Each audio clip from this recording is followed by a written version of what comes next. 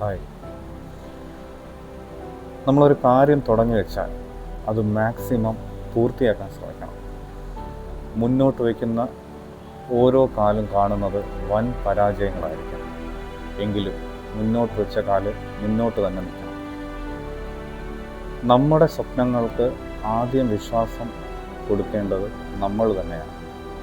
നമ്മൾ നമ്മുടെ ആഗ്രഹങ്ങൾക്ക് വിശ്വാസവും ആ ഒരു ആത്മാർത്ഥതയും കാണിച്ചാൽ മാത്രമേ മറ്റുള്ളവർക്കും അത് നമ്മളോട് കാണിക്കാൻ കഴിയും.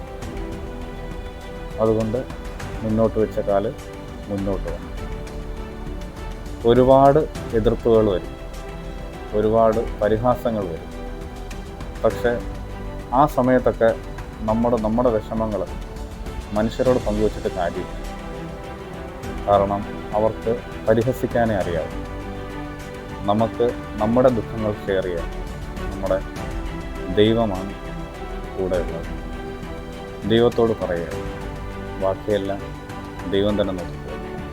അതുകൊണ്ട് മുന്നോട്ട് വെച്ച കാല് മുന്നോട്ട് തന്നെ, അത് പിൻവലിക്കാൻ നമ്മളിനി തയ്യാറല്ല. അപ്പോൾ ശരി.